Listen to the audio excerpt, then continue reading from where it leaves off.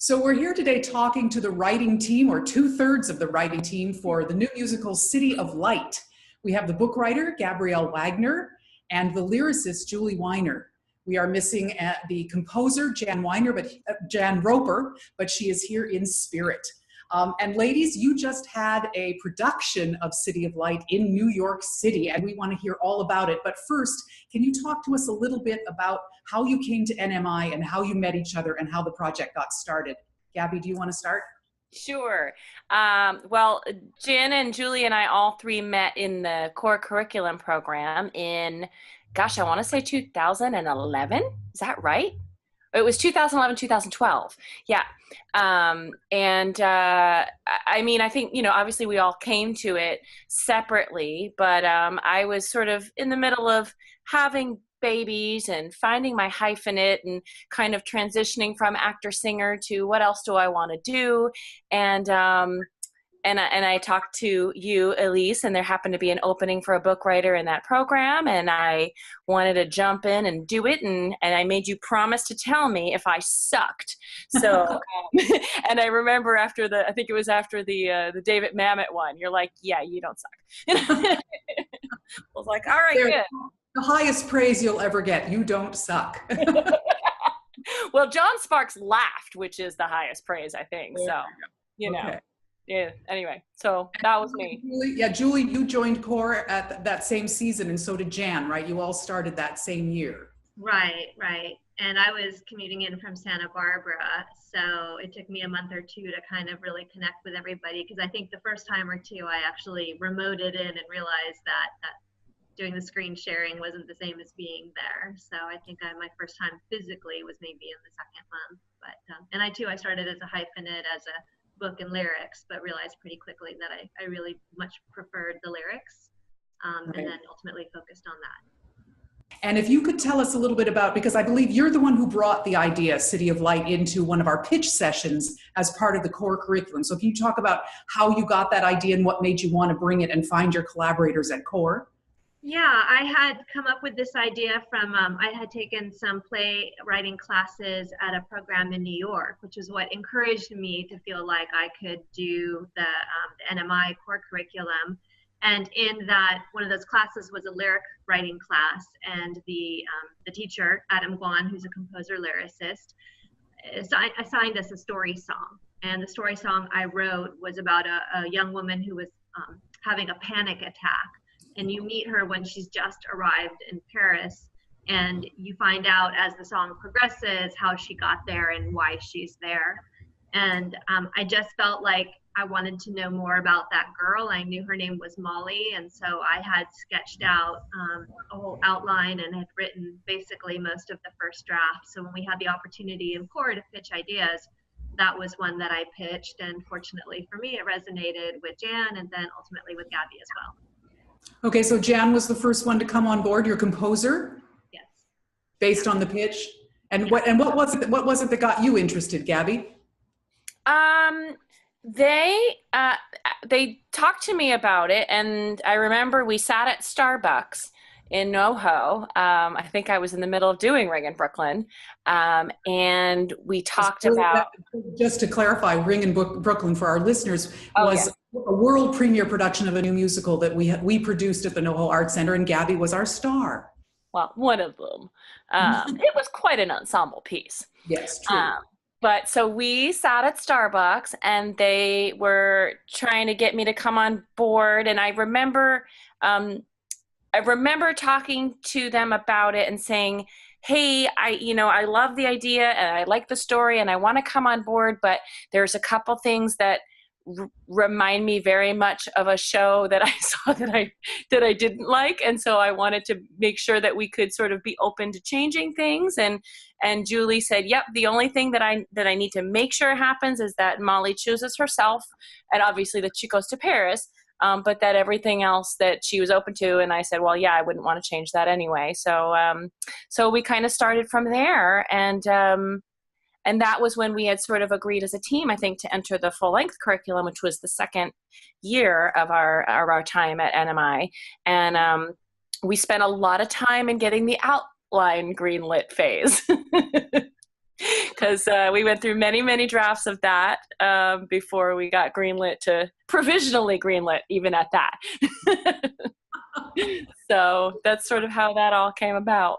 So you came through the full-length curriculum, you got your provisional green light, you wrote your first draft, and at the end of the year, you did your own writer-produced reading at the NMI space. What was that experience like? It was pretty awesome. It's funny because throughout the full-length curriculum year, I remember very specifically you and Scott and John all telling us, like, when you get your critiques and you get your notes, like, you do not go back and fix them. You keep pushing forward, otherwise you won't finish. But like, if you've met the three of us, we're all a little bit perfectionists. So we would constantly be like, we have to fix this. We have to fix this. We can't just move forward. So we spent a lot of time on that first draft. And of course, even at that, it still had tons of notes at the end. And but it was a really great experience getting it up there, and we, got some pretty nice interest. And from that, which, moved forward to some concert readings and then a developmental, black box production. And yeah, Julie, do you want to jump in there on anything? Yeah, you can talk to us, Julie, about the different, because you had a concert reading through the Academy Repertory Company, our company here at NMI. You also had one that was at the Beverly Hills Playhouse. You had one up in the San Diego area. Or Santa Barbara. Can you talk to us about all those different readings and what you learned from them? Well, I think the lovely thing was that we felt like, I think we felt very proud of our first reading. We had a great cast. I think that, for first draft, we felt admirably tight for, people that were new to what we were doing. And that was all, of course, thanks to your coaching and Scott's coaching and all the, help we had from the staff at NMI. But I think that because we were very fortunate to very quickly be able to do a concert reading, and then we got selected for Playfest Santa Barbara about 6 weeks later for the ASCAP DreamWorks workshop, that we had the benefit of a lot of deadlines that kind of kept coming up for us, that pushed us to take what we'd seen in each iteration and really work on it, not and say, okay, well, that needs to be fixed, but we'll get to it when we get to it. Having those looming deadlines, particularly the ASCAP one, was extremely helpful because we knew that we'd have a real audience, professionals, people that were outside our friends and family community, outside the NMI community. So that was inordinately helpful to have that, and then to get feedback from people like Stephen Schwartz and the friends that he brought to do the critique with him. So I think that we've been really blessed that we've had the opportunity to keep presenting it. And this last iteration in New York was, I think, the icing on the cake in that, because our director said, well, I'll do this, but only if you bring it down to a 90-minute straight through. And we had a 2-hour-and-a-quarter show with an intermission. So that caused radical changes. Gabby had to really go back and pare the book down. We had changed an opening premise that we were working on, but was the first time that we got a chance to really implement that, which of course had a monstrous ripple effect. We wrote 5 new songs for this particular iteration of the show. There's still a few songs that are in there that have been in there since day one, but there's a lot that's changed in book and in melody and in lyrics. So I think that what I would say is that the boon in having these multiple opportunities was that it never really gave us time to sort of let up and put the project aside for very long.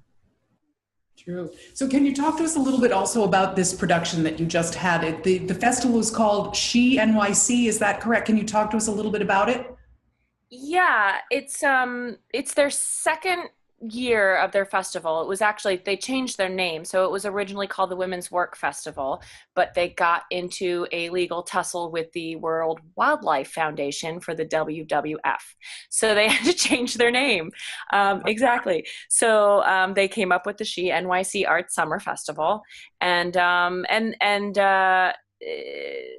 did this all come about? Let's see, we submitted, they asked us to, so in the beginning when you submit, it was just, a couple of songs, 25 pages or whatever, and then, and a synopsis, etc. And then when when we got chosen for the final round, which was, I think, January, they let us know, we had until February 12th to give them a complete full draft, which at that point we were not complete. When you first submit, you only had to be about 50% complete. So we were in a scramble to get all of that done, and songs written, like Julie mentioned, lots of new songs cut. We killed characters off. And this was even before we had to shave it down to 90 minutes. And so we're working our butts off. And that was shortly after we had our little back and forth sandbox critique with you, where we were just like, oh my God, let's just throw it all away. We were really like, where do we go from here? But we, like Julie said, these deadlines just really made us hunker down and do it. So we did. And then I remember we got chosen. It was March 13th. And we were like, okay, we have so much to do. And it was shortly after that where our director said, you must shave 45 pages. And so basically, I don't know about Julie, but from March 13th until basically Sunday, I did nothing else. Literally eat, sleep, breathe this production.